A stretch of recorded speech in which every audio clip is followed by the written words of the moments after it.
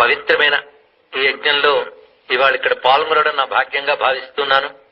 ఈరోజు అక్కడ పార్థివలింగాల్ని దర్శించి ఇక్కడికి వచ్చి మాట్లాడటం ఒక భాగ్యం. అయితే ఇక్కడ ప్రవచనం ఇవ్వడం కంటే దర్శనం చేసి తరిద్దామనే ఉద్దేశంతో నేను వచ్చాను. ఆ దర్శన భాగ్యంతో పాటు మహాత్ముల దర్శన భాగ్యం కూడా నాకు లభించింది. మహాపండితులు దర్శనమిచ్చారు, వారి మాటల ఆశీర్వచనాలు కూడా అందుకున్నాం. ఇక్కడ నా మాటలు మారేడు దళాలుగా చేసి శివునికి కాస్త అర్చన చేసుకుంటారు కాసేపు. విశ్వనాథ నగరి అయినటువంటి కాశీపురి గురించి కాస్త చెప్పండి ఇక్కడ అని నన్ను ఆదేశించారు శివశ్రీ నిర్మల రామనాథ్ శర్మ గారు. వారి సోదరుడు నీలకంఠ శర్మ గారు కూడా ఇక్కడ ఉన్నారు. కాశీ పేరు తలుచుకుంటే చాలు ఒకనొక పులకింత వస్తుంది, మనసుకు పారవస్యం లభిస్తుంది. విశ్వంలో ఎన్నో శివక్షేత్రాలు ఉన్నాయి. విశ్వంలో ఎందుకన్నామంటే విశ్వంలో ఏ ఏ లోకాల్లో ఎలా ఉన్నాయో మనకు తెలియదు. మన భూమికి సంబంధించి భారతదేశంలో అణువణువున శివక్షేత్రాలు చాలా కనబడుతున్నాయి మనకి. ఒకవైపు జ్యోతిర్లింగాలు, మరొకవైపు పంచభూతలింగాలు, స్వయంభూలింగాలు, సిద్ధలింగాలు, మానవ ప్రతిష్ఠిత లింగాలు, ఇలా ప్రసిద్ధి చెందిన శివక్షేత్రములు చాలా ఉన్నాయి. ఎన్నున్నప్పటికీ కూడా జ్యోతిర్లింగాలకు ప్రాధాన్యం ఉంది.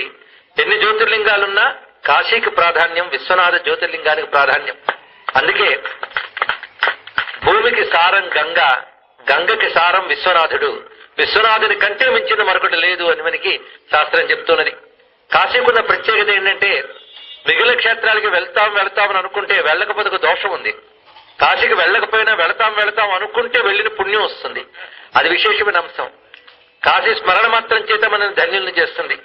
అలాంటి కాశీ క్షేత్రంలో ప్రవచనం చేయాలనేటువంటి ఒక తపన ఉంటే దానికి నాకు విశ్వనాథుడు మొట్టమొదటి నా ప్రవచనం, కాశీలో మొదటి ప్రవేశం కూడా శ్రీ నిర్మల అంబై సిద్ధార్థ గారు స్థాపించినటువంటి శివానంద ఆశ్రమంలోనే ప్రారంభం కావడం నా భాగ్యంగా భావిస్తున్నాను. అక్కడే చాలా ఏళ్లు కొనసాగింది.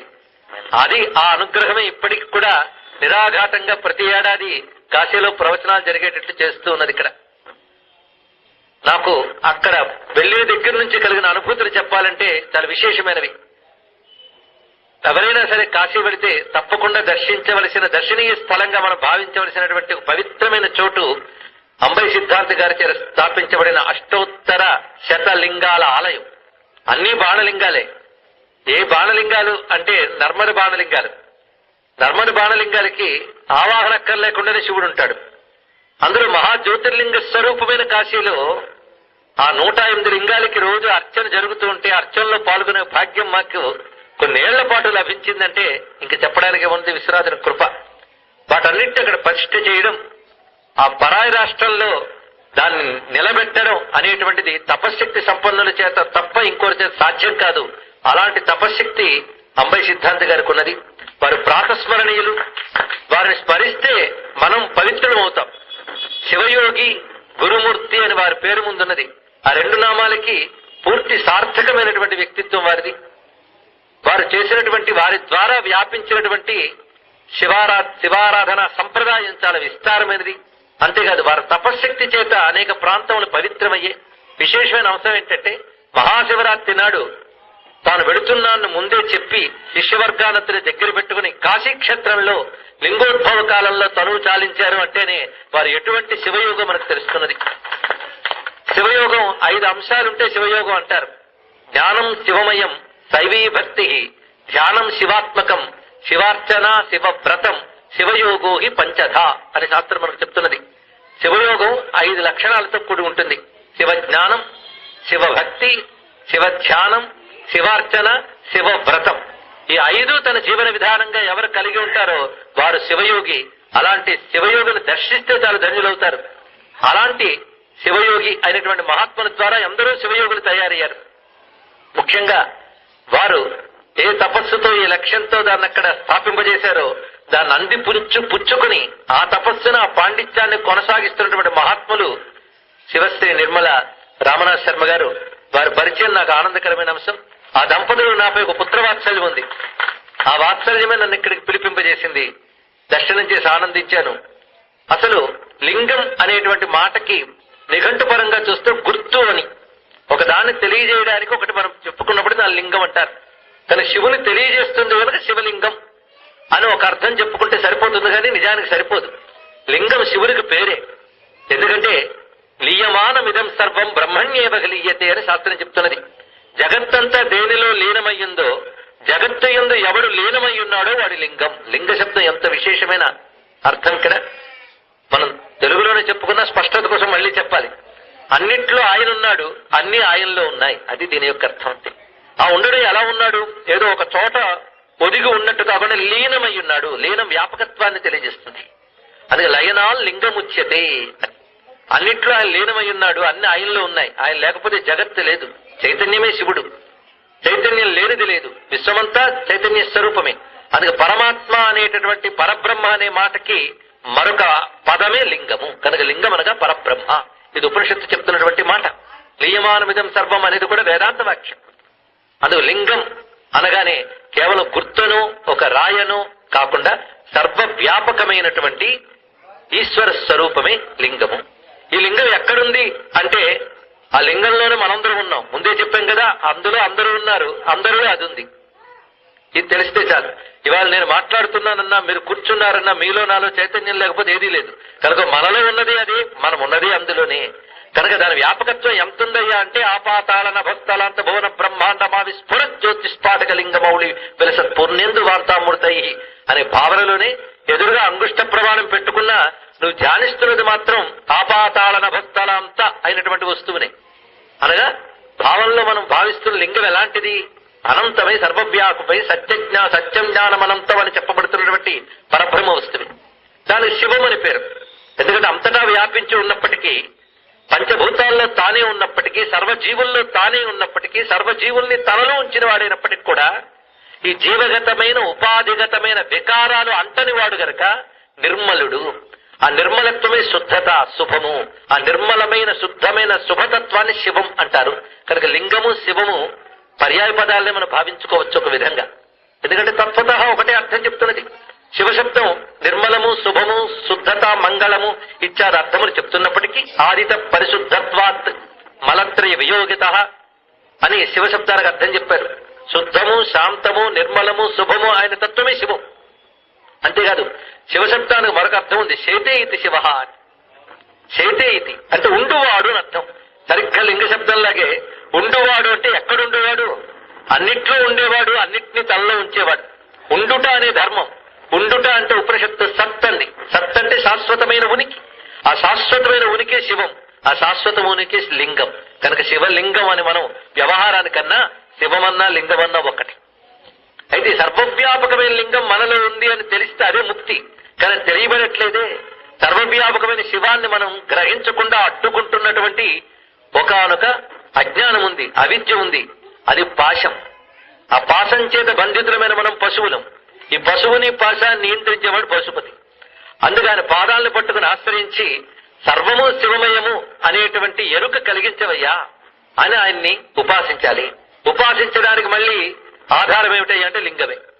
ఏ లింగాన్ని ఆరాధిస్తాం? అంతటా వాడినప్పుడు ఇంకే లింగాన్ని ఆరాధిస్తామంటే అంతటా ఉన్నవాడిని మనం ఒకానొక లింగమునందు ఆరాధించి ఇహము పరము కూడా పొందుతున్నాం. ఉపాసనా సౌలభ్యం కోసం మనకి ప్రాపంచికమైన దృష్టి ఉంది గనక, చైతన్య దృష్టి ఇంకా లభించలేదు గనక ఒక ఉపాధిగా ఒక ధాతువులోనూ పార్థివంలోనూ పరమేశ్వరుని ఆవహింపజేసి ఆరాధన చేసుకుంటున్నాం. అలా ఆరాధించేటప్పుడు ఇప్పుడు పార్థివలింగం అన్నాం అంటే మట్టి లింగం, అదేవిధంగా స్వర్ణలింగం, పారదలింగం, రజతలింగం, ఎన్ని లింగాలున్నాయో ఒక్కొక్క ధాతువుతో ఒక్కొక్క లింగాన్ని అర్చించేటప్పుడు ఒక్కొక్క ఫలితం ఉంటుంది అని శివపురాణం మనకు చెప్తున్నది. అలాగే రత్నాలతో లింగాలు కూడా చెప్పారు.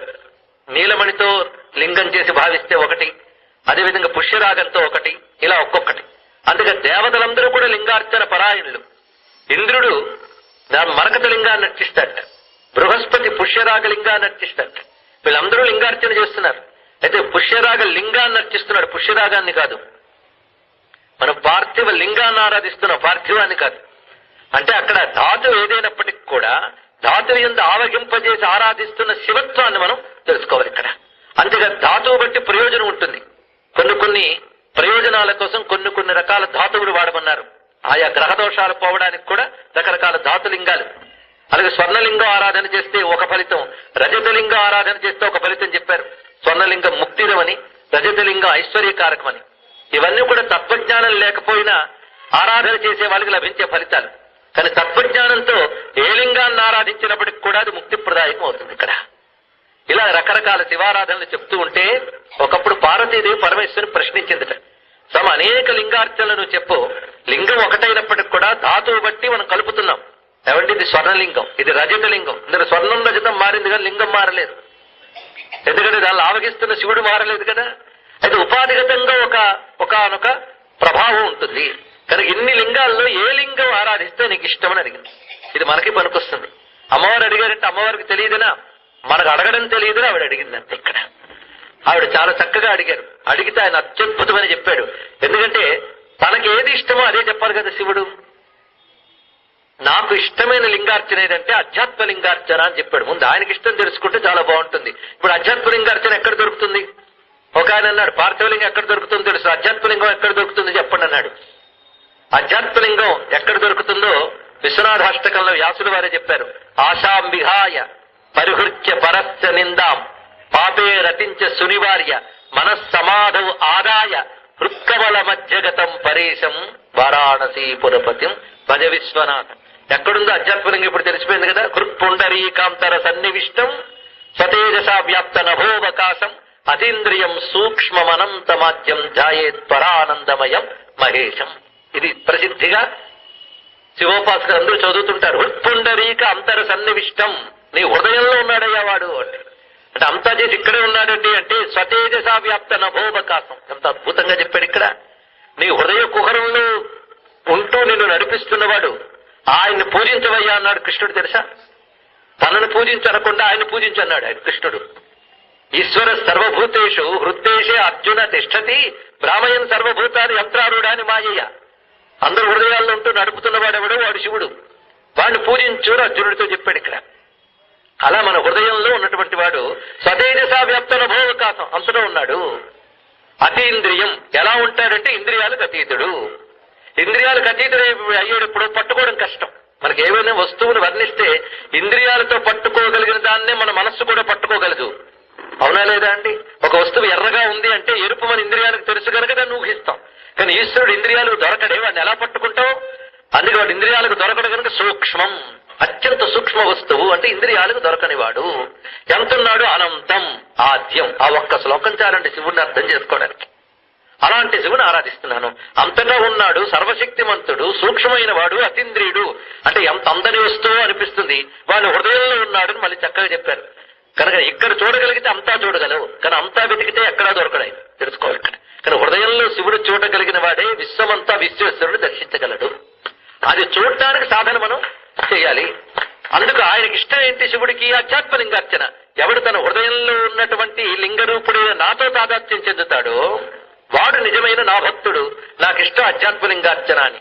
అయితే అప్పుడు అమ్మవారు అన్నారు, నువ్వు చెప్పేవు గాని అదంత తేలిక కాదయ్యా. చూడండి, బయట దేశాలన్నీ తిరగలను, నేను 12 జ్యోతిర్లింగాలు చూశానంటాడు ఒకడు. నేను 30 జ్యోతిర్లింగాలు కూడా చూసి 108 శివక్షేత్రాలు తిరిగానంటాడు ఒకడు. కానీ హృదయంలో ఉన్న జ్యోతిర్లింగాన్ని చూసిన వాడు ఒక్కడు కూడా దొరకడే. అది రావాలంటే కష్టం కదా అంటే నువ్వేమన్నావు? ఏది సులభం ఏది కష్టం అని అడగలేదు, నాకేది ఇష్టం అని అడిగావు కదా. నాకు ఇష్టం ఇది, ఏం చేయమంటావు అంటే మీరు బడాయి గాని అది చూసేవాళ్ళు ఎవరైనా ఉన్నారా అని అడిగిందండి.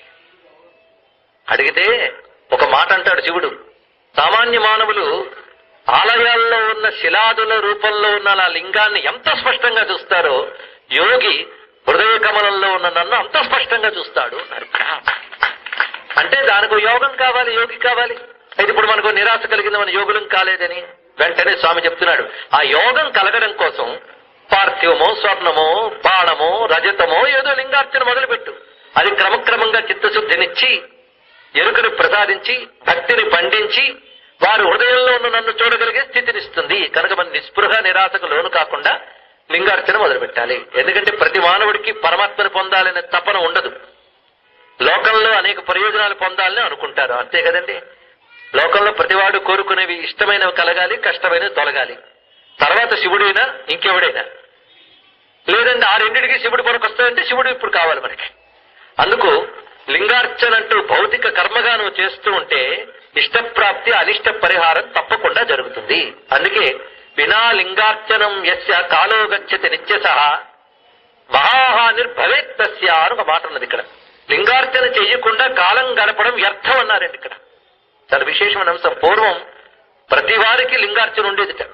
ఎందుకంటే శైవ వైష్ణవ భేదాలు తర్వాత వచ్చాయి, కానీ లింగార్చన లేని వాళ్ళు లేడు.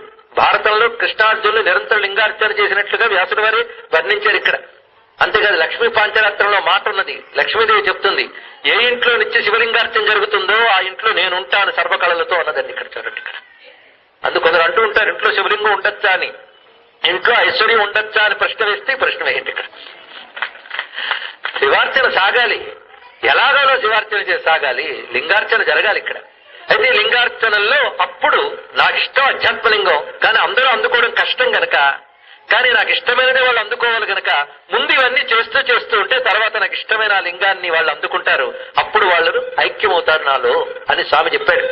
కాబట్టి మనం చేసే బాహ్యలింగార్చనలన్నీ కూడా మనకు చిత్తశుద్ధిని కలిగించడమే కాకుండా భౌతిక జీవితంలో అనేక గ్రహ దోషాలు తొలగించి ఇష్టప్రాప్తి అనిష్ట పరిహారం అనేటువంటి మహాప్రయోజనాన్ని కలిగిస్తూ క్రమంగా చిత్తశుద్ధిని, శివజ్ఞానాన్ని, శివభక్తిని, ముక్తిని ప్రసాదిస్తున్నది. అది లింగార్చన ప్రధాన కర్తవ్యంగా మనం ఇప్పుడు తెలుసుకున్నాం.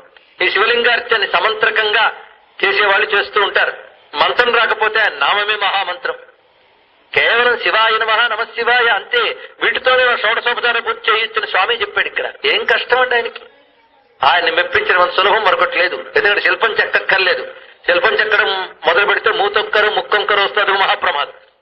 ఇక బాధే లేదు. మూర్తి మృదా బిల్వదళేన పూజ ప్రయాస సాధ్యం వదనన్న వాద్యం తద్విద్ధి వస్తు మనసాభికాంక్షం నిస్వస్య విశ్వేశ్వర ఏవ దేవే. మూర్తి మృదా, మెత్తని మట్టి ముద్ద తీసుకో, ఉంట చుట్టూ అయిపోయింది శివస్వరూపం. బిల్వదళేన పూజ, దాని మీద మారేడు దళాలు వేస్తాం. పోనీ నా మంత్రం రాదు తంత్రం రాదంటే గొంతుందిగా అరువు అన్నాడు. గణవాద్యం, అందుకే మీరు ఒక్కసారి ఉత్తరాదికి వెళ్లి చూస్తే బం బం బం బం బం అంటారు. ఏం మంత్రాలు ఉన్నాయి తంత్రాలు ఉన్నాయంటే ప్రయాసాధ్యం వదలన్న వాద్యం. ప్రయాసాధ్యం నా, అది ప్రయాసాధ్యం కాదు. బం బం భోలేనాథ్ అని అరుస్తారు చాలా, ఆయనకి అంతే. ఇది శివాయ నమః లేవా, భవాయ నమః లేవా. కొన్ని కష్టమైన శివనామా అనడం, ఒత్తుళ్ళు దీర్ఘాల్లో శివ అంతే. అప్పటి దీక్షిత వరకు మాట అంటారు, 2 అక్షరాలు ఏ శివనామం, ఆ శివ అని ఆ మాత్రం నీరు పోసి ఆ మాత్రం బిలవదనం వేస్తే ఇచ్చేదేమిటి అంటే నువ్వు ఎంతో కష్టపడితే గాని పొందరవన్నీ ఇస్తాడు. అంటే ఎంతో కష్టపడితే గాని దొరకనటువంటి ఫలాల్ని ఎంతో సులభంగా చేసే పూజతో పొంది వచ్చింది. ఎంత చక్కగా చేసేది ఈ స్వామివారు అని సులభ ప్రసన్నుడు అని పేరు కూడా స్వామివారికి మనకు వస్తున్నది.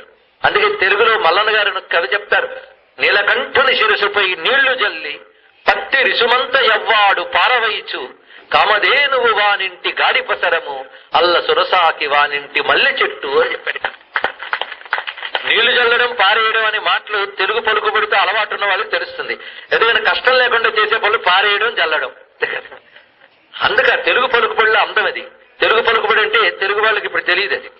నీలకంఠుని శిరసుపై నీళ్లు జల్లి కష్టమా, పత్తిరి సుమంత ఎవ్వాడు పారవచ్చు. ఈ 2 పనులు చేస్తే వాడు పెరట్లో కామధేను కల్పవృక్షం ఉంటాయి. ఎంత గొప్పగా చెప్పాడు ఇక్కడ. శివారాధన అంత గొప్పది. సులభమైనటువంటి శివారాధనతో దుర్లభమైన ముక్తిని పొందవచ్చే స్వామి అనుగ్రహం కాదండి ఇక్కడ. ఇప్పుడు ఆధ్యాత్మలింగా ఆయనకి ఇష్టం, కానీ ధాతు జనితమైన లింగాలు, రకరకాల లింగాలు ఉన్నాయి, రసలింగాలు ఉన్నాయి, పిష్టలింగాలు ఉన్నాయి. కొన్ని రకాల పిండులతో లింగం చేయమని చెప్పారు ఇక్కడ. కొన్ని ఆపదలు తొలగడానికి కొన్ని పప్పు దినుసులు పిండి చేసి లేదా ధాన్యాలు పిండి చేసి కూడా లింగం చేసి పూజించడం కనబడుతూ ఉంటుంది. ఇవన్నీ విధానాలు పెద్దల దగ్గర తెలుసుకుని చేయాల్సినవి. ఇన్ని రకాల లింగాలు ఉన్నాయి కదా. నువ్వు అధ్యాత్మలింగం మాట అటుంచు, ఈ భౌతిక లింగాలన్నింటిలో కూడా ఏ లింగం నీకు ఇష్టము? స్వర్ణమా, రజతమా అంటే శివుడు చెప్పింది ఏంటో తెలుసా? పార్థివ లింగం ఇష్టం అన్నాడు పేరు ఇక్కడ. అంటే మన దేవుళ్ళు చాలా సులభం అండి. మనం కష్టం చేసేసుకున్నాం కానీ మట్టి దొరకదా? దొరుకుతుంది. శివమంత్రంతో సంస్కరించి చాలు, ఇంకేం కావాలి ఇక్కడ. అంత సులభమైన పూజ. పని కష్టపడాలా? ఆయనకి వచ్చే పువ్వుల కోసం వాడికి ఏం కష్టపడక్కర్లేదు. ఎందుకంటే వద్దన్నా పెరిగే జిల్లేడు, తుమ్మి పువ్వులు, ఉమ్మెత్తలు ఇవే ఆయనకి ప్రీతి. ఎంత సులభం అండి ఇక్కడ. అవి వేస్తే ఆయన అంత అనుగ్రహిస్తున్నాడు. సులభ ప్రసన్నుడు గనక ఆయన పూజ కూడా సులభమే. ఆయన ఇచ్చే ఫలం మాత్రం దుర్లభమైన ఇస్తున్నాడు. అది తెలుసుకోవాల్సింది ఇక్కడ. అది పార్థివ లింగార్చన అంత విశేషం. ఎందుకయ్యా పార్థివం అని చెప్పాడని ఆలోచిస్తే, మన శరీరం పృథ్వీ సంబంధమైనది. మనం ఉన్నది పృథ్వీలో. అంతేకాదు పృథ్వీకి లక్షణం ఉంది. దాని వెనకాలన్న మిగిలిన 4 భూతాలు కూడా కలుపుకుంటుందని. ఎందుకంటే పంచభూతాలు విడిగా ఏ ఒక్క భూతాన్ని కొనుక్కుండదు. ఒక భూతం మిగిలిన 3 భూతాలను కలబోసుకుంటేనే అది ఉనికిలోకి రాగలదు. దీన్ని పంచీకరణం అని వేదాంతం చాలా విశేషంగా చెప్పింది. ఇక్కడ ఈ పృథ్వీ తత్వంలో మిగిలిన 4 తత్వాలు కలిసే ఉన్నాయి కనుక మనం పృథ్వీ యందు పంచభూత తత్వాలను పొందుతున్నాం. కానీ పార్థివలింగార్చన చేస్తే పంచభూత తత్వాల్లో ఉన్న శివుని ఆరాధించిన ఫలితం వస్తుంది. ఇది ఒక విషయం. 2, మనం ప్రధానంగా మట్టి జీవులం. మట్టి విడిచిపెట్టి కొంచెం పైన ఉంటే ఉండలేము. మన నిజానికి మనం బతుకే మట్టితో సంబంధించినది. మన ఆహారం మట్టి నుంచి వచ్చేదే, మన శరీరం మట్టితో కూడినదే. కనుక చూస్తే శరీరం అంతా పార్థివమేగా. ఈ పార్థివమైన శరీరం లోపల ఒక లీనమై ఉంటేనే నడుస్తుందా లేదా చెప్పండి. ఇక్కడ పార్థివమైన దేహంలో ఆపాదతలమస్తగా తిరియగుత్వమదశాయి రశ్మయస్తస్య సంతత అని చెప్పినట్లుగా ఆపాదమస్తకం వ్యాపించి హృదయ కుహరంలో దీపించేటటువంటి వాడు పార్థివమైన దేహంలో లీనమై ఉన్న తేజస్వరూపమే పార్థివలింగం. పార్థివలింగ శబ్దానికి అర్థం తెలుసుకున్నాం, మన అధ్యాత్మతత్వం మేము వెళ్ళిపోతున్నాం. కానీ పార్థివలింగార్చన అన్నప్పుడు ఇంత విశేషం. నువ్వు సహస్రలింగం చేస్తావా, 360 చేస్తావా, ఏకపార్థివం చేస్తావని ఇష్టం. పార్థివలింగం ఎవరైనా సరే చేసుకోవచ్చు. వారి స్త్రీలు కావచ్చు, పురుషులు కావచ్చు, ఏ వర్ణీకులైనా కావచ్చు. వారి వారి పద్ధతుల్లో పార్థివలింగార్చన చేసుకోవచ్చు. పార్థివలింగార్చన మాత్రం ఏ రోజు చేసింది ఆ రోజు తీసుకువెళ్లి జలంలో కలుపుతాం. ఎందుకంటే పృథ్వీతత్వం తర్వాత తత్వం జలతత్వం కనుక దానిలో లీనం అవడం. వాళ్ళ అబ్బాయి గారికి ఇదే ఇష్టం. అందుకే వినాయక చవితి నాడు మనం చేసేది అదే పార్థివమే. వాళ్ళ నాన్నగారు పోరుకొచ్చింది అక్కడ. విశేషమైన అంశం ఇక్కడ. మొత్తానికి పార్థివలింగం అనే దాని గురించి మనం చెప్పుకోవాలంటే ఇంత ప్రత్యేకమైన అంశం ఉన్నది ఇక్కడ. పార్థివలింగ భావంలోనే అధ్యాత్మలింగాన్ని అనుసంధానం చేసుకోవచ్చు. ఎందుకంటే యోగులు భావనాత్మకంగా అంతర్గతమైన లింగాన్ని భావన చేస్తారు. అంత మాత్రాన బాహ్యలింగం విడిచిపెట్టరు. భావసిద్ధి పొందినటువంటి యోగులు భావంతో పాటు బాహ్యార్చన చేస్తారే తప్ప బాహ్యార్చన విడిచిపెట్టారు. ఇది తెలుసుకోవాలి. ఇక్కడ ఎంతవరకు బాహ్యస్పృహ ఉంటుందో అంతవరకు బాహ్యలింగారాధన ఉండాలి. అందుకు మనకి ఎంతవరకు ప్రపంచం నుంచి మనం సుఖాలు కోరుతూ ఉంటామో అంతవరకు శివార్చన చేస్తూ ఉండాల్సిందే. ఎందుకంటే ప్రతివాడు శివం కావాలని కోరుకుంటారు పొద్దుట్లు లేచిన దగ్గర నుంచి. అంతే కదండి. అంతేగాని ఎప్పుడు శుభాలైనా విసిగిపోయినంటే అశుభం కలిగితే బాగుండని ఎవడు అండం. శుభాలు అందరికి కావాలి. శుభం కావాలంటే శుభాన్ని ఆరాధించాలి. అందుకే శుభ స్వరూపుడైన శివుని ఆరాధించాలి. అది శివుని ఆరాధించే వాళ్ళకి శుభం. శివమిచ్చేన్ మనుష్యానాం తస్మాత్ శివయితి స్మృత అని శాస్త్రం చెప్తున్నది. అది శివం ఇచ్చేవాడు, శివాన్ని సంకల్పించేవాడు పరమేశ్వరుడే. ఎందుకంటే సూర్యుడికి వెలుగివ్వడం తప్ప మరొకటి తెలియదు, పంచదారికి తీపి ఇవ్వడం తప్ప మరొకటి తెలియదు, శివుడికి శుభం ఇవ్వడం తప్ప మరొకటి తెలియదు. శుభం ఇవ్వడం ఆయన స్వభావం, శుభ ఆయన స్వరూపం. అదే శుభాన్ని ఇస్తే శంకరుడు, శుభానికి హేతువైతే శంభుడు, శుభమే తానైతే శివుడు. 3 ఆయనే. కానీ శుభాన్ని ఇస్తాడు గనక శంకరుడు, శుభానికి మూలం గనక శంభువు, శుభమే తాను గనక శివుడు. ఆయన కంటే మరొక శుభం ఏదైనా ఉందంటే శివతారాయ. దేంతో పోల్చి చూసినా ఆయన కంటే శుభం మరొకటి లేదు అని వేదమాత పంచాక్షరి మంత్రాన్ని మనకి ఆవిష్కరించి ఇచ్చినది. ఈ పంచాక్షరితో పరమేశ్వరుని ఆరాధించడానికి ప్రతివారు అర్హులే, సులభంగా చేసుకోవచ్చు. అదేవిధంగా కాశీ నిరంతర స్మరణ చేసుకోవాలి. కాశీని జీవితంలో ఎలాగైనా వెళ్ళాలి, అక్కడ ఉండాలి అని అనుకోవాలి. ఉంటాడా లేదా తర్వాత విషయం. అహంకాశం గమిష్యామి తత్రైవ నివసామ్యహం, ఇది నిత్యం అనుకోవాల్సిన మాటే. అందుకు కాశీ గురించి స్మరిస్తే చాలా చోటు కాశీ అంత పవిత్రమవుతుంది. మనకి చోటు ఇప్పుడు కాశీ అంత పవిత్రం కావాలని కాశీ స్మరణ కాస్త చేసుకుందాం. జ్యోతిర్లింగాల్లో కాశీకు ప్రత్యేకత ఉన్నది ఇక్కడ.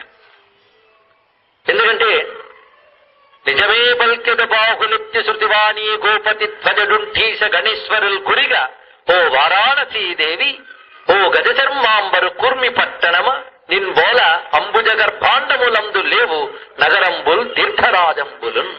ఇది అగస్త్యుల వారి మాట అండి. ఇక్కడ అగస్త్య మహర్షి అంటున్నారు. అగస్త్యుడి భావాన్ని శ్రీనాథుడు వారు అందంగా అందించారు. ఇక్కడ నిజమే బల్కెద బాహులెత్తి చేతులెత్తి చాటుతున్నానంటున్నాడు అగస్త్యుడి వారు.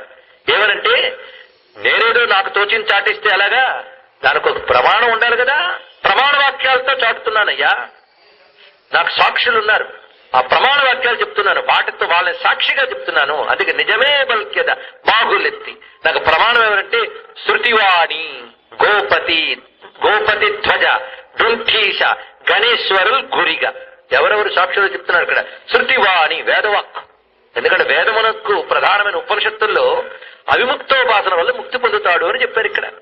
అందుకే కాశ్యాంత మరణాన్ముక్తి అవిముక్తోపాసన వల్ల ముక్తి పొందుతానని శృతి చాటుతోంది. అందుకే శృతివాణి. గోపతి ధ్వజ అంటే శివుడు, వృషభధ్వజుడు. బృంకీసుడు అంటే గణపతి, గణేశ్వరుడు, ఇంకా నంది, భృంగి ఇత్యాదులు, వీళ్ళందరూ గురిగా, వీళ్ళందరూ సాక్ష్యంగా చెప్తూ ఉన్నాను. ఓ వారాణసీదేవి, ఓ గజధర్మాంబరు కుర్మి పట్టణమా, శివునికి అత్యంత ప్రీతిపాత్రమైన ఓ విశ్వనాథ నగరమా, నిన్బోల అంబుజ గర్భాండమునందు లేవు నగరంబులు తీర్థరాజంబులు.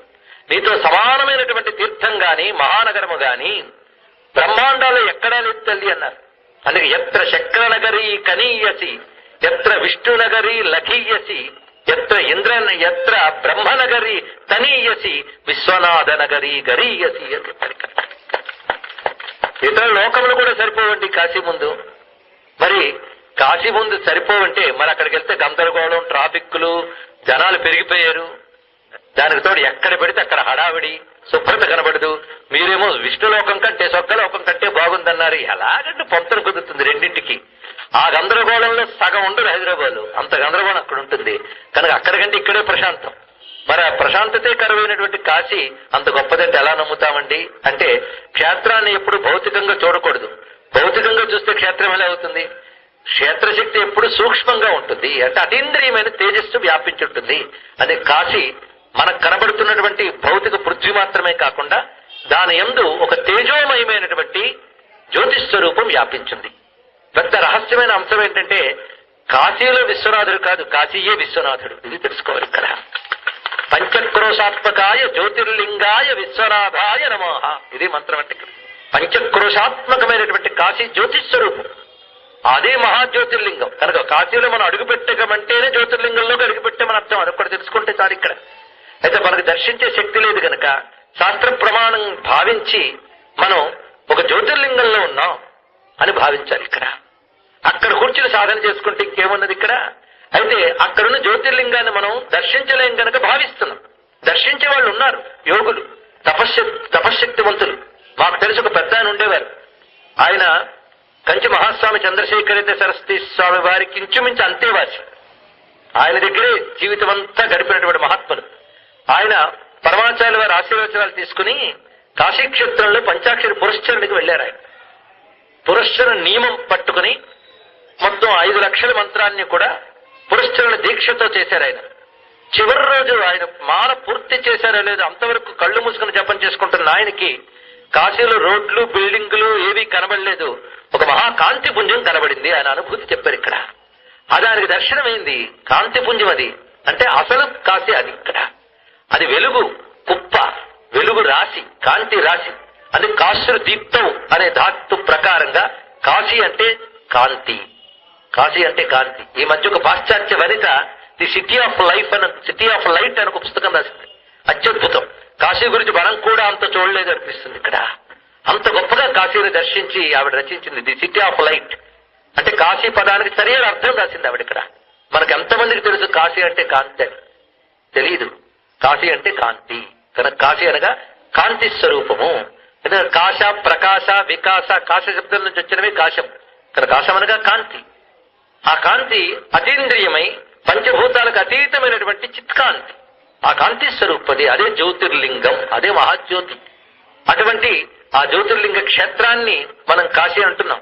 అంతేకాదు కాశ్యాంత మరణాన్ముక్తం మాట ఉన్నది. అంటే కాశీలో మరణిస్తే మోక్షం, అంటే ఇతర మరణిస్తే మోక్షం కాదా? ఇదొక ప్రశ్న వేశాడు. మరి అరుణాచలంలో మరణించిన రమణ మహర్షులు ఏమయ్యారు? అనేక దివ్యక్షేత్రాల్లో పెద్దలు చాలా మంది వెళ్ళిపోయారే, మరి వాళ్ళ ముక్తి లేదా? లేదా అంటే మనకు పాపం, వాళ్ళకి ముక్తి ఉంటుంది. కాశ్యాంత మరణాన్ముక్తి అంటే కాశీలు ఎన్నుంటాయి? 4 కాశీలు ఉన్నాయి. ఈ 4 కాశీల్లో ఎక్కడ మరణించిన మోక్షమే. ఇది ఆలోచించుకోవాల్సిన అంశం ఇక్కడ. ఒక కాశీ భూమి యందున్న కాశీ మనం చెప్పుకుంటున్న క్షేత్రం. మరొక కాశీ వేదాల్లో ఉంది. ఆ కాశీ ఏమిటయ్యా అంటే యజుర్వేదంలో ఉన్నటువంటి 11 అనువాకాల రుద్ర మంత్ర రాశికి కాశీ అని పేరు. అది కాశీ. అందుకే ఎవరైతే నిరంతర రుద్రాన్ని అనుసంధానం చేసుకుంటూ దాన్నే ధ్యానిస్తూ శరీరం విడిచిపెడతారో వాళ్ళకి కాశీలో మరణిస్తే ఫలితం వస్తుంది. వేదానికి సారం రుద్రైకాదశిని, క్షేత్రాలకి సారం కాశీ. ఇది తెలుసుకోవాలి. ఇప్పుడు 2 కాశీలు అయ్యాయి. 3వ కాశీ ఏదయ్యా అంటే యోగ కాశీ. ఇప్పుడు ఒకటి భూకాశీ, 2వది వేద కాశీ, 3వది యోగ కాశీ. యోగ కాశీ అంటే మన శరీరంలో ఉన్నటువంటి యోగ కేంద్రాలు. ఈ కనబడేదంతా పార్థివమే. దీనిలో యోగ కేంద్రాలు ఉన్నాయి మొత్తం 6. ఈ 6 అందరికీ తెలుసు. మూలాధారం నుంచి సహస్రారం వరకు వెన్నుపూసలో ఉన్నటువంటి ఒక కాంతి ధారలో కేంద్రాలు ఇవి. మీరు గట్టిగా ఆలోచించండి. సరిగ్గా మూలాధారం నుంచి శిరస్సు వరకు అంటే మన శరీరంలో మూలాధారం పాతాళం, జీలోకం శిరస్సు, ఈ రెండింటి మధ్యలో ఉందంటే ఆ పాతాళ నభస్థలాంతం అదే వ్యాపించింది శరీరం అంతా కూడా. ఆ మొత్తం అందులో కేంద్రాలు 6 చెప్పుకున్నాను ఇక్కడ. ఈ 6 మొత్తం వ్యాపించిన చైతన్యాన్ని 6 కేంద్రాల్లో నువ్వు ధ్యానం చేస్తున్నావు.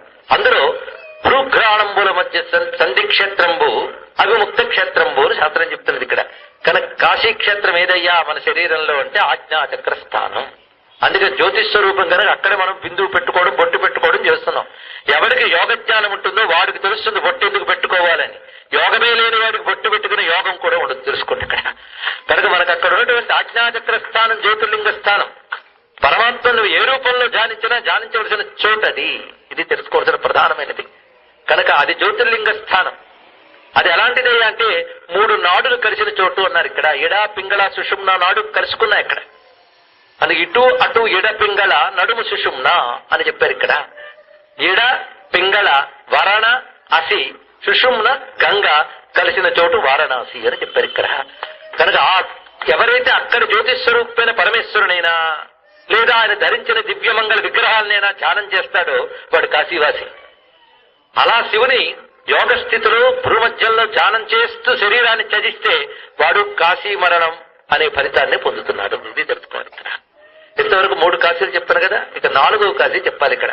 కాశీ అంటే వెలుగు అని చెప్పాం కదా. వెలుగు అంటే తమసోమా జ్యోతిర్గమయ మాటకు మన సంస్కృతులు అందరికీ తెలుసు. జ్ఞానము కాంతి, అజ్ఞానము చీకటి అని ఇక్కడ. కనుక జ్ఞానమే వెలుగు. ఎవడైతే బ్రహ్మజ్ఞానము లేదా శివజ్ఞానము అని చెప్పబడుతుందో ఆ శివజ్ఞానం పొందుతాడో. శివజ్ఞానం అంటే పుస్తకం అంతా చదివి కంఠస్థ పెట్టడం కాదండి. శివుడికి సంబంధించిన పుస్తకం చదివి నేను శివజ్ఞానిని అంటే చాలు కాదు కదా. నాకు రుచి తెలిసిందండి అంటే రుచి గురించి పుస్తకం తెలిసిందని కాదు, రుచి అనుభవానికి వచ్చిందని అర్థం. కానీ శివజ్ఞానాన్ని బ్రహ్మజ్ఞానాన్ని వాడు అనుభవంతో తెలుసుకుంటాడో. జ్ఞానమే వెలుగు కనుక బ్రహ్మజ్ఞానమే కాశీ. కాశ్యాంతు మరణాన్ముక్తి అంటే బ్రహ్మజ్ఞాని ఎక్కడ మరణించినా కాశీ మరణం ఎలాంటి ముక్తి ఇస్తుందో అలాంటి ముక్తిని పొందుతాడు. అది దీని యొక్క అర్థము. కనుక ఇప్పుడు ఎన్ని కాశీలు వచ్చాయి? భూకాశీ, వేదకాశీ, యోగ కాశీ, జ్ఞానకాశీ. ఇది కాశ్యాంతు మరణాన్ముక్తి అనే మాటకున్నటువంటి ప్రధానమైన అర్థం. అయితే మిగిలిన కొంచెం సాధన చేయాలి. వేదకాశీ అంటే రుద్రమంతా రావాలి. యోగ కాశీ అంటే దృష్టిని అక్కడ నిలపాలి. నిలుపుదామని ఇప్పుడు కళ్ళు మూసుకుంటాం కానీ నిలవదు, మహా కష్టం. ఇక బ్రహ్మజ్ఞానమా అమ్మో ఎన్నో జన్మలెత్తే కానీ రాదు. దీనన్నిటికంటే సులభం కాశీ కదా. అక్కడికి వెళ్ళుంటే హాయిగా అక్కడ చచ్చిపోతే బాగుంటుంది. అది మాత్రం అంత తేలిక, అది కష్టమే. అయితే బయటకు చూస్తే తేలికలా కనబడుతుంది కానీ అనేక జన్మలు సాధనలు చేస్తే ఎవరికైతే చివరి జన్మ అవుతుందో వాడికి కాశీలో మరణించే యోగం లభిస్తుంది. లేని వాడికి అంత తేలిక కదండి. అయితే కాశీలో మరణించాలని వెళ్ళి మధ్య ఉండిపోతున్న వాళ్ళు ఎక్కువ మంది ఉన్నారు. ఏదో రిటైర్ అయిపోయారు, పెన్షన్ వస్తూ ఉంటుంది. ఒకవేళ ఆయన గారు వెళ్ళిపోతే ఆవిడకి వస్తూ ఉంటుంది. ఇంట్లో కోడలు పోరు తట్టుకునే కంటే అక్కడికి వెళ్ళి హాయిగా పెన్షన్ డబ్బులతో కాశీలో ఉండి చచ్చిపోతే చాలు ముక్తి వచ్చేస్తుంది. ఎంత ఆశ, ఎంత ఆభా! ముక్తి పొందడానికి ఎక్కడ ఒక చిత్తశుద్ధి లేదు, జన్మలో సాధన లేదు. పక్క వాళ్ళని చూస్తే అసూయలు పోలేదు, ఈర్ష్యలు పోలేదు, గయ్యారితనం పోలేదు. అక్కడ చచ్చిపోతే ముక్తి వచ్చేస్తుంట. ఈ వికారాలు ఈ మధ్య ఎక్కువైపోయింది. ఎక్కువైపోవడంతో కాశీలో చోటు చాలట్లేదు. ఇది బాధాకరంగా ఉంది ఇక్కడ. ఎందుకంటే బాగుంది, ఎక్కడున్నా అకౌంట్లు పడిపోతుంటాయి, తినేవచ్చు. అంత తేలిక అండి ఇక్కడ. ఒకవేళ మహాపాపాత్ముడు కాశీలో మరణిస్తే వాడు ఏమి మాఫీకో నీకు తెలుసుకోండి, మళ్ళీ పుట్టడు. అంతేగాని వాడికి కావలసిన యాతనలన్నీ ఇచ్చే తర్వాత చూస్తాడు స్వామి. అకౌంటే ఇది గుర్తుపెట్టుకోండి. ఇక్కడ ఎక్కడ ఏవి పోగొట్టుకోం, ఇది తెలుసుకోవాలి. ఇంకొకటి ఈ మధ్య బాధాకరమైనది ఏంటంటే కాశీలో మరణిస్తే మోక్షం ఉంటూ ఉంటే ఎక్కడో చచ్చిన శవాన్ని తీసుకొచ్చి కాశీలో తగలబెట్టడం అంత అజ్ఞానం మరకట్లేదు ఇక్కడ. దాన్ని ఎవడట్టుకుంటాడో తెలియట్లేదు మనకి. అలాంటి ఎన్ని అవకరాలు జరుగుతున్నాయో ప్రత్యక్ష శాస్త్రీగా చూస్తున్నటువంటి రామనాథ శాస్త్రి గారు లాంటి తెలుస్తాయి. అక్కడ ఎక్కడో మరణించిన వాళ్ళు అక్కడ తెచ్చి పెడితే ఏంటండి లాభం? అది తప్పు. ఆ కాశ్యాంత మరణాన్ముక్తి అంటే కాశ్యాంత దహనాన్ముక్తి అని అనలేదు అక్కడ, తెలుసుకోవాలి. ఇక్కడ శాస్త్రం ఒకటి చెప్తే చేస్తున్నది ఒకటి. ఈ వికారాలు ఎవరు చెప్తారో ఎవరు మారుస్తారో తెలియట్లేదు. ఏదో గాలిలోకి చెప్తే దేవతలని విని ఎవరి బుద్ధిలోని మారుస్తారేమో నా ఆశ. పంచక్రోశాల్లో మరణించిన వాళ్ళకి మాత్రం మోక్షం, కానీ అక్కడో పోయిన వాళ్ళు తీసుకొస్తే అక్కడ తగలబెడితే లాభం లేదు. దానివల్ల ఊరికిన శవాల బరువు, పొల్యూషన్, గంగకి కాలుష్యం ఇవన్నీ వస్తూ ఉంటాయి. ఇవి కొంచెం ఎవరైనా రాజకీయ నాయకులతో నిర్ణయాధికారం గలవారితో చెప్పించాలి. దానికి పీఠాధిపతులు పండితులు పూనుకోవాలండి. ఇది చాలా ప్రధానమైనటువంటి అవసరం ఇక్కడ. ఇది బాగా వ్యాప్తి చేయాలి. ఎందుకంటే ఉత్తరాదిలో ప్రవచనాలు చెప్పినప్పుడు లక్షల కొద్ది వస్తారు. ఆ ప్రవచనాలు చెప్తున్న పండితులు బాధ్యత వహించాలి. ఇక్కడ వాళ్ళు చెప్పాలి, కాశీలో మరణిస్తున్న మోక్షం కానీ తగలబెట్టడం కాదు అని చెప్పాలి. ఇక్కడ అంటే కాశీలో మరణించిన వాడిని కాశీలో తగలబెట్టచ్చు, అది వేరే విషయం. ఇది ప్రధానమైనటువంటి అంశం, గుర్తుపెట్టుకోవాల్సింది ఇక్కడ. ఇవన్నీ బాధాకరమైన అంశాలు, తెలిసి తెలియని చాలా వచ్చాయి మనకి ఇక్కడ. అందుకు మొత్తానికి కాశ్యాంత మరణాన్ముక్తి అనే దానికి మనం ఒక మీమాంస ఇప్పుడు చేసుకోవడం జరిగింది ఇక్కడ. అన్నిటికీ మించి కాశీ గురించి మాట్లాడాలంటే అది మహాలింగం. ఒక అగ్ని మండుతూ ఉంటే అందులో ఎన్నో నిప్పు కణికలు ఉంటాయి. అలా కాశీ ఒక మహాలింగం అయితే ప్రతి లింగం ఒక నిప్పు కణికలా అక్కడ ప్రకాశిస్తూ ఉంటుంది ఇక్కడ. అలాంటివి ఎన్నున్నాయా అంటే కాశీ శివలింగ కోటుల కన్న తల్లి, కాశీ కైవల్య ఫలదాన కల్పవల్లి, గంగ గారాబు నెచ్చలి కత్తె కాశీ, సురణ రోరగ దత్య సంస్తుత్య కాశీ అని చెప్పారు ఇక్కడ. ఎంత అందమైన మాట చెప్పాడు శ్రీనాథుడు ఇక్కడ. కాశీ శివలింగ కోటుల కన్న తల్లి, ఎంత అందమైన తిరుగు మాట చూడండి. కాశీ కైవల్య ఫలదాన కల్పవల్లి, గంగ గారాబు నెచ్చలి కత్తె కాశీ, విశ్వేశ్వరుండెందు విచ్చేసి ఉన్నాడు కైలాస శైల శృంగంబు విడిచి, ప్రవహించు నిందేని భాగీరథి గంగ ఉపకంఠమున హరమోయనంగా. ఎంత విశేషమైన అంశం ఇక్కడ. అందుకు ఆ భవ్యమైనటువంటి కాశీ సాక్షాత్ పరమేశ్వరుడు జ్యోతిస్వరూపుడై ఎప్పుడు విడవకుండా ఉంటాడట. ప్రళయకాలాల్లో సర్వులు నశించినా మిగిలిపోయే తత్వం శివుడు. ఆయన శాశ్వతుడు కదా, ఆయన ఎప్పుడు ఉంటాడు. అదే శివుడు శ్మశానవాసి. శ్మశానం అంటే అన్ని లయించే చోటు పేరు శ్మశానం. అన్ని లయించిన తాను లయించని వాడు శ్మశానవాసి. ఇప్పుడు చెప్పండి, కానీ శివుడు శ్మశానవాసి ఎందుకయ్యా అంటే శాశ్వతుడు కనుక. కనుక శ్మశానవాసి అంటే శాశ్వతుడు అన్నారు. అదే ప్రపంచంలో అన్ని నశించిపోయినా కాశీ నశించదు. అంటే కాశీ అనబడే భూమి మనకు కనబడకపోవచ్చు, కానీ కాశీ అనబడే 5 క్రోశాల విస్తీర్ణమైన జ్యోతి స్వరూపం ఏదైతే ఉందో దాని త్రిశూలంతో ఎత్తిపట్టుకుంటాడు పరమేశ్వరుడు. మళ్ళీ తర్వాత సృష్టిలో పృథ్వీ ఏర్పడినప్పుడు దాన్ని మళ్ళీ పెడుతున్నాడు ఇక్కడ. కనుక ప్రపంచమంతా నశించినప్పటికీ నశించనిది కాశీ కనుక దాని మహాశ్మశానం అన్నారు ఇక్కడ. ఇది తెలుసుకోవాలి. మన వల్లకాటికి చాలా దేహాలు తీసుకెళ్తాం, దేహాలు పోతాయి, వల్లకాడు అక్కడే ఉంటుంది. అలాగే సృష్టిలో అందరూ లయించినా తాను ఉండిపోతుంది కనుక కాశీ శాశ్వత క్షేత్రం కనుక మహాశ్మశానం అని పేరు. ఇది తెలుసుకోవాలి. నేను పెద్దవాళ్ళు అడుగుతూ ఉంటారు, మేము కాశీ అంటే వల్లకాడు అంటే భయం అనుకుంటాం. శాశ్వత క్షేత్రం అని అర్థం. కాశీ అంటే శాశ్వత క్షేత్రం. చాలా మంది కాశీకి వెళుతున్నామంటే మరణం మూడుతో వెళ్తారు, తప్పండి అది ఇక్కడ. కాశీలో మరణిద్దామని వెళ్ళొద్దు, కాశీలో జీవిద్దామని వెళ్ళాలి. కాశీలో జీవించాలి, కాశీలో జీవించాలి. కాశీలో మరణించాలి తర్వాత మాట, కాశీలో జీవించాలి అనేది నీ మాట. ఎందుకంటే మరణం నీ చేతిలోది కాదు, ఆయన చేతిలోది. జీవించాలని సంకల్పించుకుని జీవించు.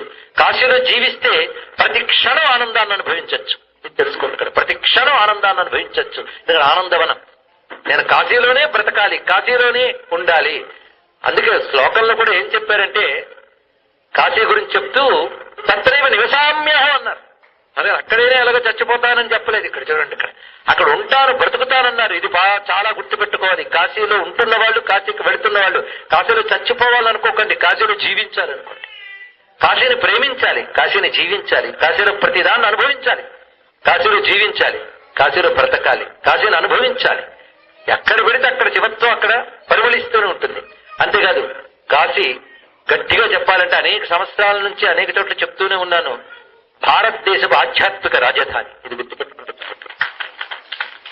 ఎందుకంటే పరమేశ్వరుడు ఒకడే అయినప్పటికీ కూడా సృష్టి రచన కోసం తాను అనేక దేవతా రూపాలు ధరించాడు కనుక ప్రతి దేవతలోని శివత్వం ఉంది. లేకపోతే మనం పూజిస్తామా? శివమిబ్బరి దేవుడు మనకెందుకండి? ఒక దేవత శుభం ఇస్తున్నాడంటే ఆయన శుభం అనే శక్తిగా శివుడున్నాడు ఆయనలో. అందుకే మన వేదం చెప్పినటువంటి పరమాత్మ స్వరూపాలుగా ఉపాసించే దేవతలు ప్రధానంగా 6. హిందూ ధర్మానికి 6 మతాలు. ఈ 6 మతాలు ఒక్క క్షేత్రంలో ఎక్కడున్నాయంటే కాశీలో ఉన్నాయి. ఇది కాశీకున్న ప్రత్యేకత. ఎందుకంటే శైవము, వైష్ణవము, సౌరము, శాక్తేయము, గాణపత్యము, స్కాందము ఈ 6 కాశీలో ఉన్నాయి. మీరు పరిశీలించవలసిన అత్యద్భుతమైన అంశం ఇక్కడ. ఎందుకంటే విష్ణువు ఎన్ని రూపాలు ఉన్నాయో అన్ని కాశీలో ఉన్నాయండి. ఆ మాట మనకి స్కాంద పురాణం స్పష్టంగా చెప్తున్నది. ప్రధానంగా మనం అనుకుని 24 రూపాలు. ఇవి కాకుండా ప్రతి అవతారాలు ఎన్నయ్యాయో ఇప్పటి వరకు లెక్కలేవు. ముదురు కచ్చపములు 3 పదులు, గోపాల సంఖ్యలు వేల సంఖ్య అన్నాడు ఇక్కడ. గోపాల కృష్ణులు వేల సంఖ్య, వేల కృష్ణావతారాలు, 30 కూర్మావతారాలు.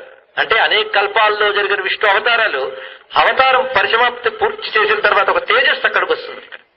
కనుక స్వామి యొక్క అన్ని అవతారాలు అక్కడ ఉన్నాయి. ఇంక చెప్పడానికి ఉన్నది అది బిందు మాధవ క్షేత్రం దగ్గర నుంచి మొదలు పెట్టుకుని అటువైపు ఆదికేశవుడు, అక్కడి నుంచి మొత్తం కాశీ అంతా విష్ణు స్వరూపాలు లెక్కలేనున్నాయి. అందుకే విష్ణు భక్తులు విష్ణు మంత్రం పండించుకోవాలంటే కాశీకి వెళ్ళాలి. తెలుసుకోండి.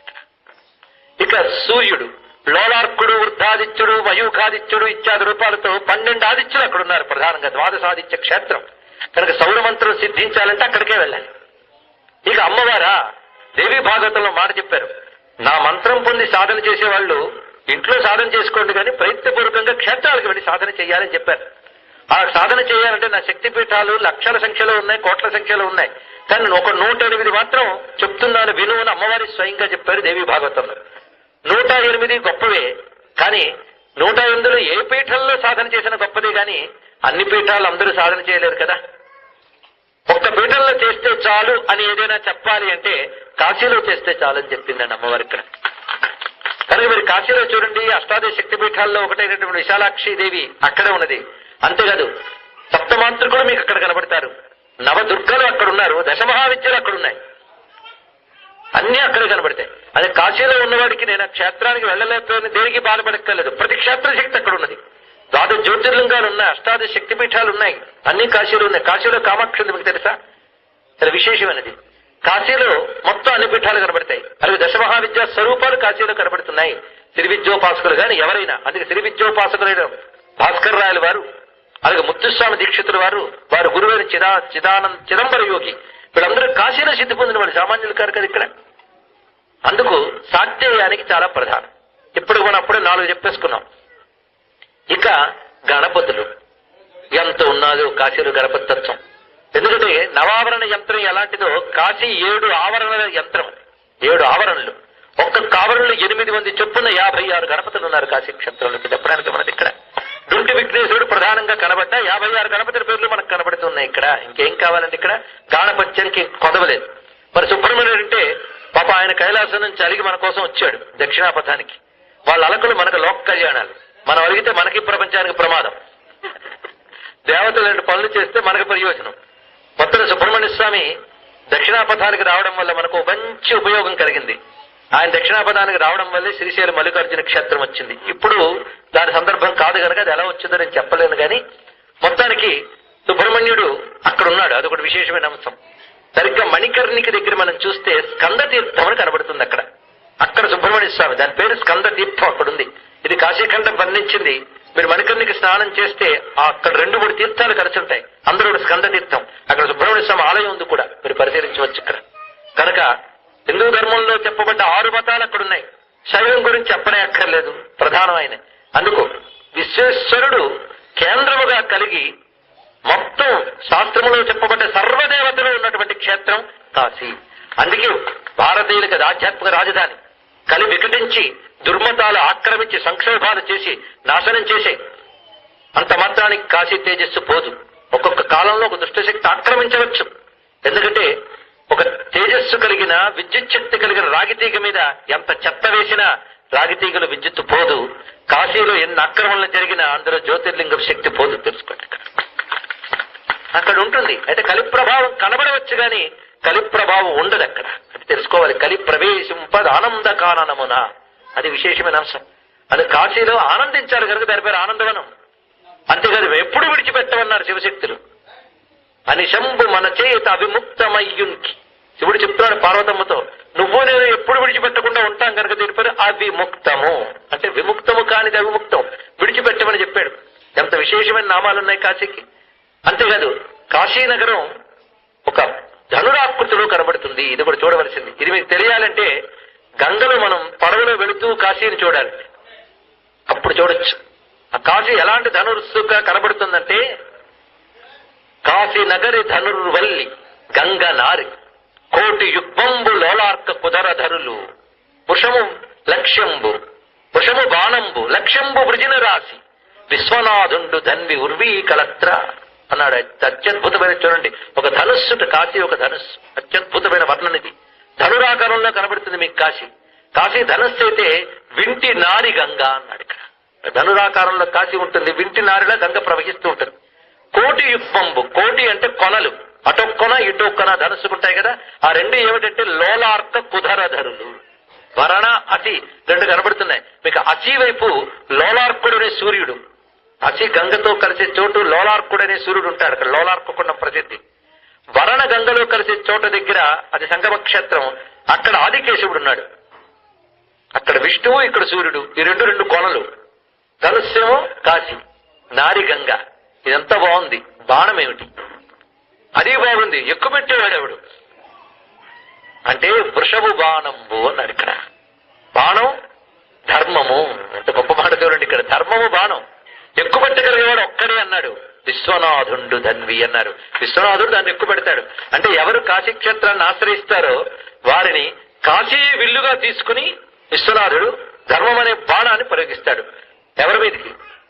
బాణం వేసుడు సరే, ఆ బాణం దేని మీద ప్రయోగిస్తాడు తెలుసు కదా? లక్ష్యంబు వృజిన రాశి అన్నాడు. అంటే పాప సమూహాల మీదకి బాణం వేస్తాడు ఆయన. వేగని పాపాలు దగ్ధం అవుతాయి, నీకు మోక్షం వస్తుంది. ఇక్కడ ఏ పాపం లేని వాడిని భగవంతుడు ముక్తిని ఇస్తాడు కదా, ఆ పని చేస్తాడు ఆయన అక్కడ. అందుకు కాశీ అనే ధనుస్సు పట్టుకుంటాడు కనుకనే నమస్తే అస్తు ధన్వనే అన్నప్పుడు కాశీ ధనుస్సును ధరించిన విశ్వనాథుని మనం ధ్యానించడం కూడా చాలా గొప్పగా కనబడుతుంది మనకి ఇక్కడ. అందుకే రుద్రంలో ధనుస్సు పట్టుకున్న రుద్రుడు ఆ కాశీని ధనుస్సుగా పట్టుకున్నటువంటి విశ్వనాథుడిగా మనం భావన చేసుకోవచ్చు ఇక్కడ. ఇది రుద్రానికి కాశీకి ఉన్న అనుబంధం మనం తెలుసుకున్నాం కదా. అటువంటి ఆ దివ్యమైన కాశీక్షేత్రం గురించి అడుగడుగునా చెప్పాలి అంటే అది అధిక వైదగ్ధ్యవంతుడు నవ్వుదు గాని, అఖిల శాస్త్రములు నేర్చిన వాడు నవ్వుదు గాని, కడగి వర్ణింప నోప శ్రీ కాశీ మహిమ అన్నాడు సుబ్రహ్మణ్యుడు. మొత్తం కాశీ మహిమంతా సుబ్రహ్మణ్యుడు అగస్త్య మహర్షికి చెప్పంటాడు. 6 ముఖములు గలవాడు నవ్వుదు గాని, నాకు 6 ముఖాలున్నాయి, సర్వశాస్త్రవేత్తని, నేర్పరితనం ఉంది, అయినా కాశీని వర్ణించలేనన్నాడు ఆయన. అంత అపారమైన మహిమ కలిగినటువంటిది కాశీక్షేత్రం. యుగాలనైనా వన్య చెరని పసిమి చెరనటువంటిది కాశీక్షేత్రం. దాని గురించి ఇంతసేపు మనం కాశీ కాశీ కాశీ అని స్మరించుకుంటూ ఎంత ధన్యులమైపోయాం ఇక్కడ. అలాంటి కాశీక్షేత్రంలో అంత దివ్యమైనటువంటి 108 బాణలింగాన్ని ప్రతిష్ఠ చేయడం అంటే మామూలు మాటల. అసలు బాణలింగం ఆవాహన చెయ్యకపోయినా ఈశ్వరుడు ఉంటాడు. నర్మదలో దొరుకుతాయి ఇవి, వాటిని ఎవడి చెక్కక్కర్లేదు, ఆకృతులు అలా ఉంటాయి, లింగాకృతులుగా. ఎంత గొప్పదండి భారతదేశం. శివుడు అక్కడ అలా ఉన్నాడు, ఆ రూపంతో దొరుకుతున్నాడు మనకి. దానికి ఆవాహన చేయకపోయినా శివుడు ఉంటాడు.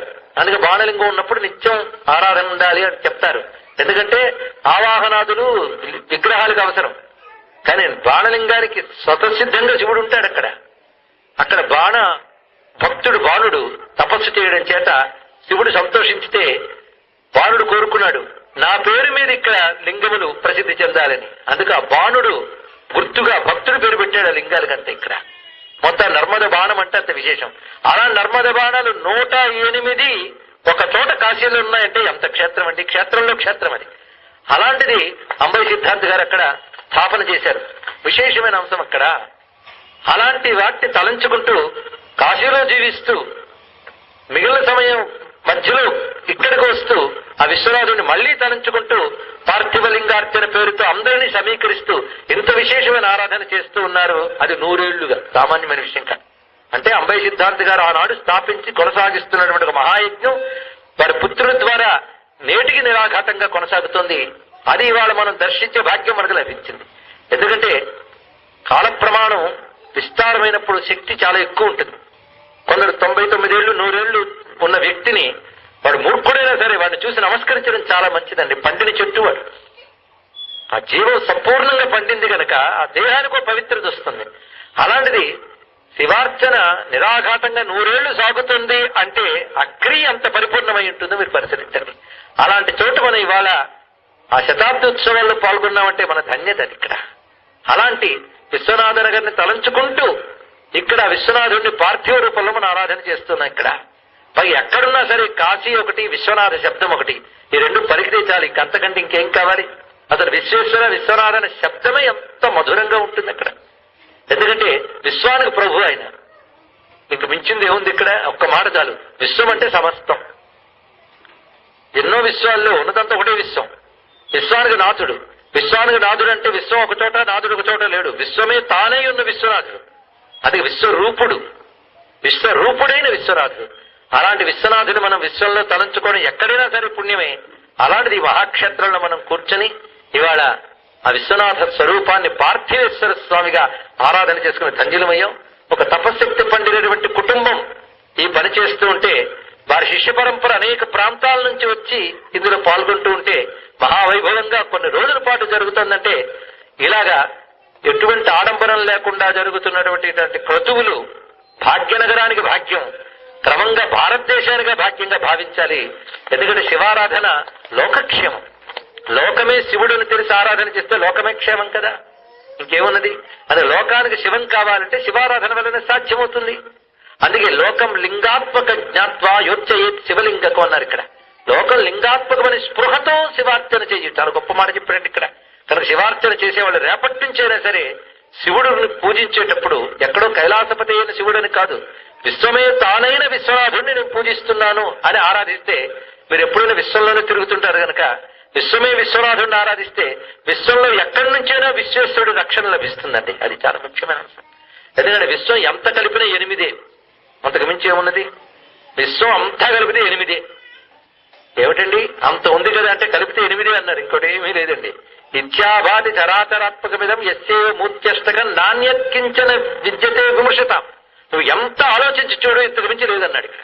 విమర్శతాం, విమర్శించి ఆలోచించేస్తే 8 తప్ప మరొకటి ఏమీ లేవు సృష్టిలో. అవునా లేదా చెప్పండి మీరు? పిల్లల్ని అడిగా చెప్తారు కొంచెం. పంచభూతాలు, సూర్యుడు, చంద్రుడు, జీవ చైతన్యం, 8 తప్ప మరేది ఉందో ప్రపంచంలో? మీరు ఎక్కడికి వెళ్ళండి, ఏ గ్రహానికి వెళ్ళినా, ఏ నక్షత్రానికి వెళ్ళినా ఈ 8 తప్ప మరొకటి లేవు. కానీ కనబడుతున్న విశ్వమంతా ఏది 8.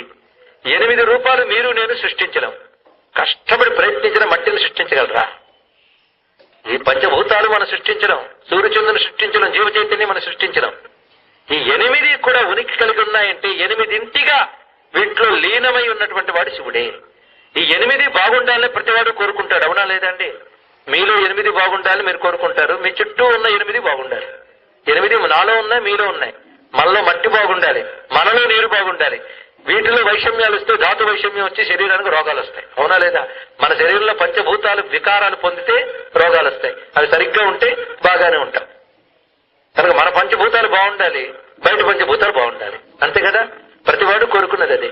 పంచభూతాలైన సూర్యుడు, చంద్రుడు వాళ్ళు సరిగ్గా లేకపోతే మహాప్రమాదం. మనలో కూడా సూర్యుడు దృష్టికి బుద్ధికి అధిదేవత, చంద్రుడు మనస్సుకు అధిదేవత. కనుక ఈ 2 మనకు బాగుండాలి కదా. చూడండి, అప్పుడు మనలో 7 బయట 7. అలాగే ఇదంతా కలిపి నేను అనుకుంటున్నాం కదా, వాడు 8వ వాడు అయిపోయింది. ఇక్కడ 8 చైతన్యమే, ఆ 8 శివస్వరూపమే అని ఎవరైతే పూజిస్తున్నాడో వాడు నిజమైన లింగార్చన చేసిన వాడు. ఇది తెలుసుకుంటున్నా. కానీ 8 శివుడే అని తెలుసుకుంటే 8 శివుడు కనబడతాడు, 8కి అతీతమైన శివుడిని చూపిస్తాడు. ఇది తెలుసుకోవాలి ఇక్కడ. అది 8 శివుడు అంటే 8 శివుడు కాదు. నేను తెలుగు మాటే ఇటు అటు అన్నాను కొంచెం. 8 శివుడు అంటే 8 శివుడు కాదు. 8 బయట కనబడే ప్రపంచం, 8కి అతీతమైన శివతత్వం ఒకటి ఉన్నది ఇక్కడ. ఆ శివుడే కనబడే ప్రపంచంలో 8 రూపాలతో ఉన్నాడు. కనబడే శివుడు 8, కనబడిన వాడు ఏకం. ఇది తెలుసుకోవాలి ఇక్కడ. కానీ కనబడే 8 ఒకడే అని తెలుసుకోగలిగితే 8 నుంచి ఒక్కట్లోకి వెళ్ళగలవు. ఇది ఒక్కటే. ఇవాళ చెప్పిన ఈ ప్రవచనంలో ఈ విషయాలు గుర్తుపెట్టుకుని రేపు లింగాన్ని ఆరాధించినప్పుడు కూడా 8 మూర్తులు శివుని ఆరాధిస్తున్నాను అనే భావంతో శివలింగార్చన చేయండి. ఏం కష్టం లేదు. అప్పుడు మీలో ఉన్న 8, మీ చుట్టూ ఉన్న 8 మీకు శాంతిగా ఉంటూ అనుకూలంగా ఉంటాయి. చిట్ట చివరికి 8 శివుడే అని ఎరుపు కలిగించాక విశ్వమే విశ్వేశ్వరమయమని జ్ఞానం కలిగి శివుడు తప్ప అన్యము లేని స్థితి ఏర్పడుతుంది. అందుకే ఈ అర్చన చాలా ప్రధానం. శివలింగార్చన చేసేటప్పుడు విశ్వనాథుడిని తలంచుకోండి. విశ్వనాథుడు అన్నప్పుడు విశ్వం అష్టమూర్తి స్వరూపం గనక అష్టమూర్తి స్వరూపుడై విశ్వాన్ని పాలిస్తున్నాడు గనక విశ్వనాథుడు. ఇది దీని అర్థం. అందుకు అష్టమూర్తి తత్వముగా శివుని ఆరాధించడం అనేది ప్రతివారు అలవాటు చేసుకోవాలి. దీనికి కష్టమక్కర్లే. ఇది కేవలం తెలివికి సంబంధించిన మాట. దృష్టిలో పెట్టుకోండి. అంతేగాని ఎన్ని బిల్వదళాలు వేశాం, ఎంత అభిషేకం చేశాం కాదు. 8 శివుడే అనే భావంతో ఆరాధన చేయండి ఇక్కడ.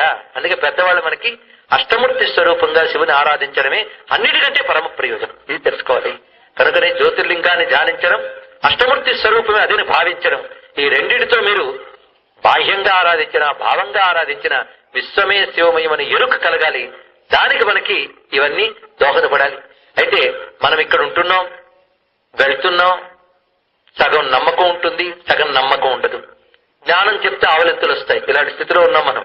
కానీ పాశ్చాత్యులు అనేక మంది కాశీతత్వం తెలుసుకుని కాశీలో సాధన చేస్తున్న పాశ్చాత్యులు చాలా మంది ఉన్నారు, పరిశోధకులు ఉన్నారు, విజ్ఞాన శాస్త్రవేత్తలు ఉన్నారు.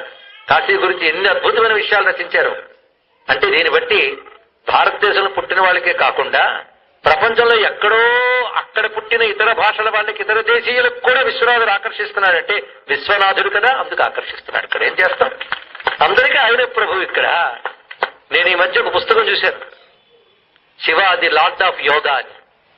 వీలైతే మీరు చదవండి, మీ పిల్లల చేత చదివించండి. మనకు దేవుడు అంటే నిద్ర వస్తుంది. ఇక్కడ జ్ఞానులు తయారయ్యారు చూడండి. ఇక్కడ Shiva the lord of yoga, అందులో యోగ శాస్త్రం అంతా శివస్వరూపాన్ని చూపించారు. ఇక్కడ ఆ శివుడు యొక్క రూపం అంతా యోగ శాస్త్రపరంగా అన్వయిస్తూ ఒక యోగ సాధకుడు సిద్ధపురుషుడు రచించిన గ్రంథం అది. దేవుడి పురాలైన ఆయన రాశారు, చాలా గొప్ప గ్రంథం. ఆయన విశ్వనాథుడిని ఎంత బాగా అర్థం చేసుకున్నాడో. ఇలాగా విశ్వనాథ తత్వము విశ్వజనీనం, కాశీ సర్వవ్యాపకమైన తత్వం. అటువంటి కాశీక్షేత్రంలో మనం ఇవాళ ఉన్నాం ఇక్కడ. ఎందుకంటే ఇంత శివుడు ఇక్కడ ఆరాధింపబడుతూ మనకు కాశీస్మరణ చేయించాడు. కాశీ స్మరణ మాత్రం చేత ధన్యులమయ్యాం. శివునికి కాశీ అనే 2 అక్షరాలు అంటే అమృతప్రాయం ఆయనకి. అంతేకాదు భారతదేవత ఒక మాట అంటాడు ఆయన కాశీఖండంలో, నువ్వు తపస్సు చేసి నన్ను మెప్పించావు, ఏ తపస్సు లేకుండా నన్ను మెప్పించిన ప్రియమైనది కాశీ అన్నాడు. ఒక విధంగా అమ్మవారి కంటే కొంచెం ఎక్కువ పాళ్ళ కాశీ అనిపించేటంతా ప్రేమ ఆయనకి కాశీ అంటే. ఇక్కడ అటువంటి భవ్యమైన ఆ కాశీక్షేత్రాన్ని మనం ఇవాళ తలంచుకుని ధన్యులమయ్యాం. కనుక అష్టమూర్తి స్వరూపుడిగా పరమేశ్వరుని ఆరాధించడం, ఇదొక్క సూత్రం గుర్తుపెట్టుకుని రేపటి నుండి ఒక శివలింగాన్ని చూసినా, శివస్వరూపాన్ని చూసినా అష్టమూర్తి స్వరూపాన్ని భావన చేద్దాం. అష్టమూర్తి నామాలని స్మరించుకుందాం. భవాయ దేవాయ నమః, శర్వాయ దేవాయ నమః, ఈశానాయ దేవాయ నమః, పశుపతయే దేవాయ నమః, రుద్రాయ దేవాయ నమః, ఉగ్రాయ దేవాయ నమః, భీమాయ దేవాయ నమః, మహతే దేవాయ నమః. ఎంత సులభం అంటే 8 నామాలే. ఇవి కలిపి శివాయ నమః. ఎందుకంటే 8 శివశబ్దం లేదు. మీరు చూడండి, 8 కనబడే ప్రత్యక్ష స్వరూపం. ఈ 8 ఎవడో, వాడు 8కి అంటకుండా ఉన్నటువంటి వాడు ఎవడో, వాడు శివ. ఇది తెలుసుకోండి.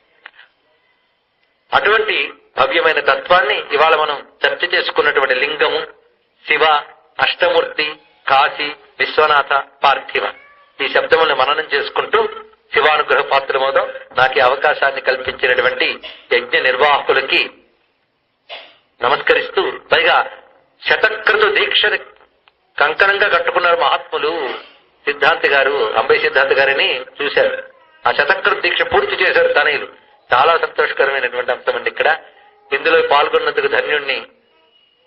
వీరికి నమస్కరిస్తూ ఈ భాగ్యం కలిగించినందుకు కృతజ్ఞతలు చెప్తూ స్వస్తి.